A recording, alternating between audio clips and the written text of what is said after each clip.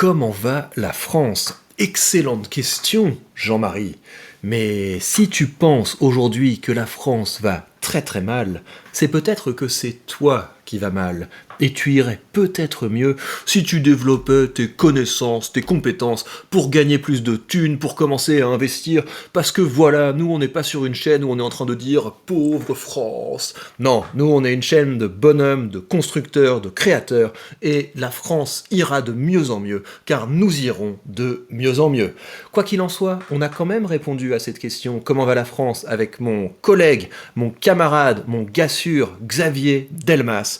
Et ça commence ici. Au niveau des choses qui m'ont le plus frappé, c'est que j'avais peut-être pas réalisé à quel point on était un pays de commerce et de loisirs. Mhm. C'est vraiment ça un petit peu le cœur de la première partie de l'ouvrage. C'est les industries sont parties. Les industries sont parties de France. D'ailleurs, l'histoire d'Alcatel m'a beaucoup intéressé dans la première Oui, partie. et ouais, J'avais c'est pas passionnant. réalisé à quel point Alcatel, ça avait été un désastre à ce point-là. On a Mhm. vraiment les patrons de la boîte qui se disent, on est dans le futur. On est dans le futur, on va faire une entreprise sans usine. Exactement. Moi aussi, ça Et, m'a beaucoup intéressé. mais Ouais. oui, et au bout d'un moment, on se retrouve avec un territoire qui n'a plus de compétences, parce que c'est ça qui se passe, c'est ça qui est dramatique. C'est que quand une industrie part du territoire, c'est pas seulement une industrie, c'est des métiers, c'est des compétences techniques. Et si on veut réindustrialiser le pays, c'est super compliqué. J'ai Mhm. écouté un podcast il y a pas longtemps sur une marque, bah oui d'ailleurs sur la marque Asphalt, Oui. la marque d'habits Asphalt, et Mhm. ben il nous explique, bah voilà, nous quand on veut faire un pantalon, on peut pas faire fabriquer des boutons en France, on peut pas fabriquer de fermeture éclair en France, etc. Donc on veut bien fabriquer français, mais il y a tellement plus de métiers, tellement plus de savoir que quelqu'un qui voudrait créer un produit en France, il y a tellement plus les compétences autour que ce serait beaucoup trop cher. Donc on est obligé de délocaliser. Donc le mouvement de réindustrialisation va être vraiment difficile. Donc ça j'en avais conscience. Mais réaliser à quel point notre économie, c'est ça. C'est des zones de chalandise, c'est du tourisme, c'est du divertissement, que c'est assez frappant. Mhm. Moi, j'ai le même sentiment que toi, c'est-à-dire qu'il y a plein de choses qui étaient devant mes yeux, mais c'est vrai que ce livre, il permet de structurer. Et notamment, depuis que j'ai commencé ce livre, il y a pas mal de choses qui me sont revenues ou que je vois depuis que je l'ai lu et qui me font dire, tiens, mais et ça me fait remettre des briques ensemble et des choses que je pensais être des exceptions. Par exemple, j'écoutais un podcast justement dans Génération Do It Yourself. Il y a un podcast que Mathieu Stéphanie a fait récemment avec Loïc Lemer. Loïc Lemer, donc, qui était un start-upper français et qui est parti avec des chamans en Amazonie, etc., Excellent pour cet tout épisode. quitter. Et tu vois, quand j'ai lu la partie sur le chamanisme, la sorcellerie, etc., à la fin du livre, où ils expliquent quand même que la sorcellerie, elle revient en sorcellerie, chamanisme, yoga, psy, tout est mélangé dans une recherche de spiritualité. Et quand j'ai appris, parce qu'il y a pas mal de choses que j'ai appris aussi dans le livre, tu vois, j'ai écouté ça sur le chamanisme et j'ai lu qu'il y a 28% aujourd'hui des Français qui croient globalement aux envoûtements, etc., à la sorcellerie. Et il lit ça à la pop culture, c'est ça qui est drôle, il lit ça au côté Harry Potter, Buffy et les vampires, etc., qui fait partie maintenant de la culture de beaucoup de d'une certaine tranche d'âge. Et les moins de 35 ans, j'ai noté ça juste avant, les moins de 35 ans, il y en a 40% qui globalement croient à cette notion de sorcellerie, envoûtement, etc. Bon, je ne parle pas de ce qui se passe dans le foot, etc. Mais tu vois que tu vois ce côté chamanisme. Moi, j'avais pris ça comme un fait anecdotique et C'est ça. isolé. Et le yoga, pareil, et les psys et les coachs et tout ça. Et en fait, tout ça fait partie de cette recherche de spiritualité. Et c'est ça que j'ai aimé dans le bouquin, c'est ça nous fait prendre un peu de recul. Et puis la France qui est sous nos yeux, effectivement, on la voit différemment. Et j'ai plein d'autres exemples, donc je parlerai tout à l'heure sur les boulangeries, sur les stations de sport d'hiver, etc. Où sur les boulangeries, je me suis dit, ah mais oui, effectivement, c'est vrai. C'est vrai qu'entre quand j'étais petit et maintenant, ce monde des boulangeries s'est transformé. Et ça explique ce qu'est devenu la France et ce qu'elle est en train de devenir. Pour zoomer un petit peu là-dessus, effectivement, ce qui s'est passé, c'est que avant la boulangerie, c'était une boutique de centre-ville. Et maintenant, quand on se promène un petit peu dans les zones périurbaines où il y a le centre commercial, l'intersport, le magasin de jardinage, Picard-sur-Gelée, enfin tous les centres commerciaux qu'on voit habituellement, puis les restaurants classiques, il va y avoir le Burger King et ce genre de choses. Il y a aussi des boulangeries. des boulangeries qui sont un petit peu à l'extérieur du centre-ville. Et c'est vrai que c'est une nouvelle réalité. Et en fait, ce qu'ils expliquent sur ces boulangeries, parce qu'en fait, ce qui saute aux yeux dans tout le bouquin, c'est ce qu'ils appellent la démoyennisation ou la polarisation. C'est-à-dire qu'avant, il y avait une grosse, cette fameuse classe moyenne qui plus ou moins disparaît, ou en tout cas qui est mouvante. Et la boulangerie, c'est un bon exemple. Moi, quand j'étais petit, toutes les boulangeries étaient les mêmes. C'était effectivement des boulangeries de centre-ville, mais de centre-village. Et en fait, c'était toutes les mêmes. Tu avais les baguettes, tu avais les viennoiseries, etc., la petite boutique, etc. Et ils expliquent qu'aujourd'hui, la polarisation qui s'est faite, c'est qu'il y a les boulangeries premium de centre-ville. Donc, typiquement, à Paris, tu vas pas trouver la baguette pas chère, etc. Tout va être avec des céréales, du sans gluten. Enfin, on va se premiumiser. Et puis après, il y a ces fameuses, ce qu'ils appellent les boulangeries de rond-point que tu décrivais, avec souvent des franchisés. Eux, ils prennent Marie Blachère, je crois, mais les Micaline, etc., tous ces trucs-là, qui vont vendre souvent du pas cher à des gens qui, dans leur voiture, vont s'arrêter 3 secondes. Et finalement, le modèle de la boulangerie classique, il se fait attaquer des deux côtés. Sur le côté qualitatif, il se fait attaquer par la premiumisation des boulangeries. Et d'ailleurs, c'est drôle, c'est là où tu vois que la société se transforme. Ces boulangeries premium, ils expliquent que c'est souvent des gens en reconversion, qui avaient peut-être des boulots de cadre avant, et puis qui à 40 ans se disent « mais moi, je veux faire quelque chose de mes mains », etc., qui deviennent boulangers à 40 ans. Donc forcément, tu ne deviens pas boulanger à 40 ans en voulant faire de la baguette à 1 euro. Tu veux faire du luxe, du bien, tu veux être au top, tu veux innover, etc. Et donc, la boulangerie traditionnelle se fait concurrencer par ces boulangeries premium sur la qualité et sur le prix et puis le côté pratique, notamment du parking, etc., par ces boulangeries de rond-point. Et ça, c'est un truc que je vois, mais je n'ai jamais réfléchi là-dessus, tu vois. C'est ça qui est sympa dans ce bouquin. Oui, tout à fait. Et donc, c'est un livre où ils partent de la transformation du modèle économique, donc à savoir désindustrialisation. Donc cette première partie, moi, m'a beaucoup intéressé. C'est sur la multiplication des parcs de loisirs et des zones commerciales. Et donc c'est effectivement, on est un pays qui est vraiment beaucoup orienté là-dessus. Il y a d'ailleurs des histoires de désindustrialisation qui font un petit peu mal au cœur. Donc il y a l'histoire d'Alcatel, mais il y a également l'histoire de Peugeot. L'histoire de Peugeot à Sochaux, où donc on avait une entreprise qui n'était pas seulement là pour employer des gens avec des métiers stables, qui était là aussi pour s'investir dans la collectivité. Donc ils subventionnaient le club de Sochaux. Et je me souviens, Sochaux est arrivé dans la première division, ça s'appelait première division à l'époque. Et à un moment, il y a eu un passage de relais au niveau des équipes de direction, où les équipes de direction ont voulu être dans le nouveau monde, donc ça veut dire qu'ils habitaient plus sur Sochaux, ils habitaient plutôt à Paris, et ils ont décidé que le foot c'était quand même un peu trop populaire, et ils se sont plutôt orientés vers le tennis. Et donc on a avec la disparition de ces grosses industries des métiers qui disparaissent, des compétences qui disparaissent, mais on a aussi tout un tas de stabilité de lien social qui disparaît, et des métiers qui étaient quand même assez stables et assez qualifiés qui sont pas remplacés. Donc c'était dans cette partie-là, il y a plein d'exemples de zones qui ont été un peu sinistrées par le départ des industries, et à côté de ça, des zones qui sont devenues beaucoup plus attractives, beaucoup plus intéressantes, parce qu'elles ont su offrir un cadre de vie qui est plus intéressant, offrir de belles conditions de vie à des gens aisés qui voulaient fuir les centres-villes classiques.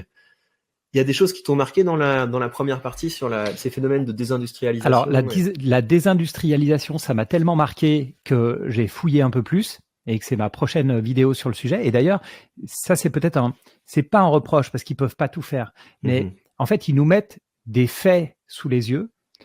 Il y a tellement de données, en fait, dans ce bouquin qui peuvent pas, et d'ailleurs, c'est pas trop leur but, j'ai l'impression, réfléchir au pourquoi ou au comment. Ils nous donnent des faits, ils nous donnent une image, parfois zoomée, parfois au contraire dézoomée, etc.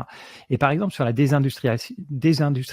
oulala, j'ai refait ma vidéo 3 fois ce matin parce que j'avais du mal avec le mot, sur le fait de la perte d'industrie en France. En fait, je me suis rendu compte que c'était pas si simple, et notamment, je me suis rendu compte que je vais pas spoiler la vidéo parce qu'elle va sortir avant ce podcast, mais en fait, ce que je pensais que c'était les usines chinoises, vietnamiennes et indiennes qui nous avaient piqué notre industrie. Et en fait, il y a une étude de la Banque de France qui a été faite et il y a 47% qui est dû à l'augmentation de la productivité. Il y a 40% qui est dû au fait que les consommateurs ont changé. Donc les consommateurs aujourd'hui, ils préfèrent aller au parc du Puy du Fou, au parc Astérix, dans un camping ou en vacances dans un Airbnb, plutôt que de s'acheter un jacuzzi. Et ce qui fait que il y a que 13% de la désindustrialisation qui vient du commerce extérieur et des fuites vers la Chine, etc. Mais Très donc, intéressant. tu vois, ce que j'ai trouvé sympa, en fait, c'est que ce qui m'a fait bizarre sur la désindustrialisation, c'est qu'elle était très récente. Et que même en 2015, 2016, 2017, il parle de la Bourgogne, d'un petit village qui s'appelle Tonnerre, dans lequel je passais, parce que mes beaux-parents sont bourguignons, donc ça m'a interpellé, si tu veux. Et ce qui m'a interpellé, c'est que c'est pas des milliers d'emplois qui partent à chaque fois. C'est une petite usine de 20 personnes, c'est une petite usine de 50, c'est 150 personnes, etc., qui font disparaître tous les emplois d'une région. Et c'est là où c'est intéressant dans ces zooms. Et sur cette petite ville, ils expliquent qu'en fait, tous les emplois à la fin c'est l'hôpital, c'est les enseignants. Et en fait, c'est énormément, je ne vais pas dire subventionné, mais ce sont des emplois d'État. Heureusement qu'il y a l'État qui maintient des emplois parce que là, pour le coup, ce sont des zones qui n'ont plus d'industrie, mais qui n'ont pas non plus de tertiaire parce que c'est pas c'est ni touristique ni rien du tout. Donc les gens sont scotchés là avec énormément de chômage et voilà, tu rentres à l'hôpital et tu es au top de ce que tu peux faire dans le coin. Donc ça, il y a vraiment des choses comme ça que là c'est la partie que j'ai découvert, si tu veux. Ouais, absolument. Donc des zones où le plus grand employeur, c'est soit le service public, soit la zone commerciale. La zone commerciale avec le grand supermarché, ces boulots qui sont nécessaires mais peu qualifiés. Il y a des comportements qu'on connaît, c'est-à-dire les gens des grandes villes, les cadres des grandes villes qui partent en week-end ou qui partent en vacances, etc. Et en fait, ce qui m'a un peu choqué, enfin, ce qui m'a sauté aux yeux, que je savais, mais je ne pensais pas que c'était à ce point-là, c'est à quel point, tu vois, je vais caricaturer, mais à la fin, on est obligé un petit peu de caricaturer quand on lit ce livre. C'est qu'il nous explique qu'il y a une France qui a des très bons salaires, mais qui n'a pas de temps. Et donc qui va déléguer toutes les tâches ingrates. Donc c'est les livreurs, la logistique, les livreurs de camions qui te livrent tes colis Amazon, c'est Uber Eats, c'est les femmes de ménage avec les O2, je crois qui a changé, mais toutes ces boîtes, la Shiva, etc., qui te font du ménage, mais tu vois pas la femme de ménage, enfin tu payes une société pour ça.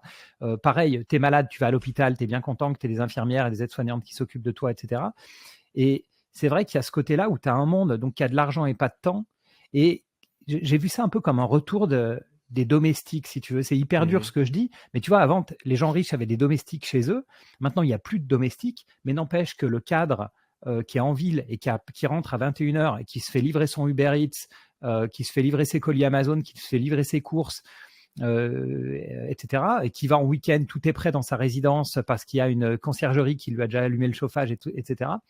C'est pas du tout vu comme de la domestication, mais je me suis dit oui, en fait il y a toute une partie et en fait ça renforce la frustration de ces fameux premiers de cordée selon Macron ou je sais plus les termes, c'était quoi déjà pendant le Covid, bon, ceux qui ont continué, les livreurs continuent à travailler, les gens dans les hypermarchés, etc., etc.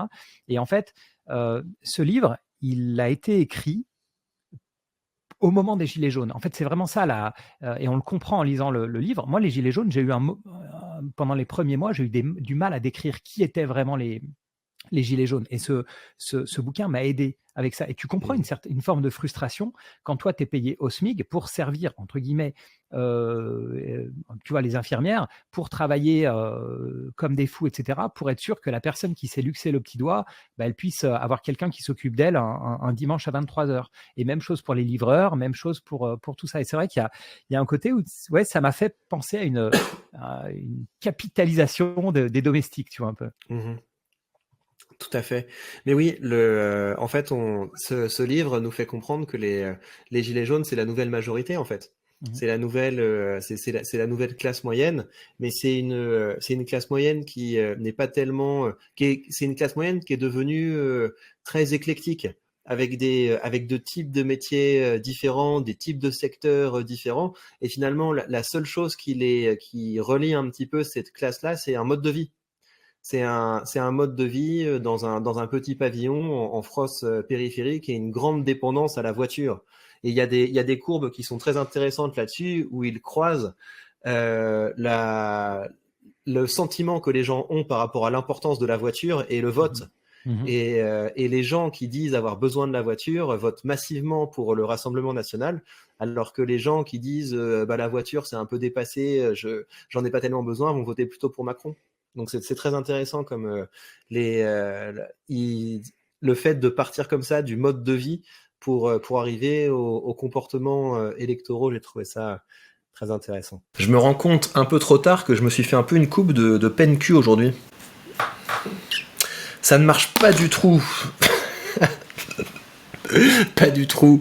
Ce truc, ça ne marche pas, ce truc. Bref, je vous rappelle, comme d'habitude, que ce que vous venez de voir, ce n'est qu'une toute petite séquence d'un podcast qui a duré beaucoup plus longtemps. Je vous invite donc à découvrir ce podcast dans son intégralité dans la description de cette vidéo. Je vous signale également que ce format où on lit ensemble un ouvrage, c'est un format qui est appelé à devenir récurrent. On va essayer de faire ça une fois par mois. Et donc, je vous signale l'ouvrage sur lequel on part pour ce prochain... voilà, là vous voyez un petit peu. Pour le prochain épisode, c'est un ouvrage donc d'une journaliste du Monde et d'une autre dame que je ne connais pas.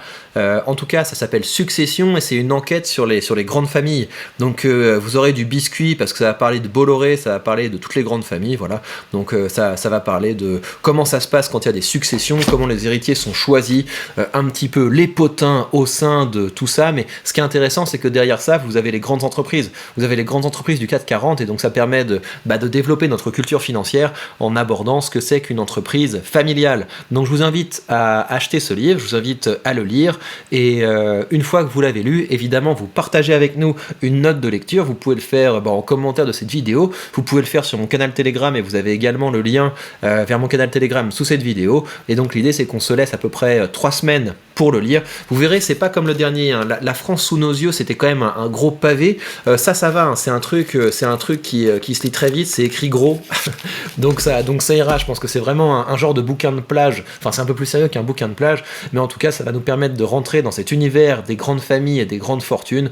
Et voilà, c'est quand même intéressant, parce qu'il faut quand même savoir ce qui va nous attendre. Parce que nous, on n'est pas des gens qui sont en train de regarder les grandes fortunes en se disant « oulala les autres ». Non, ce sera nous les grandes fortunes, mesdames et messieurs. Ce sera nous les grandes fortunes parce qu'on va se battre pour gagner toujours plus, pour construire des empires. Et donc on essaiera d'assurer la succession de nos empires du mieux possible pour que la génération suivante prospère et qu'on construise ensemble des belles dynasties au service de notre beau pays qu'est la France.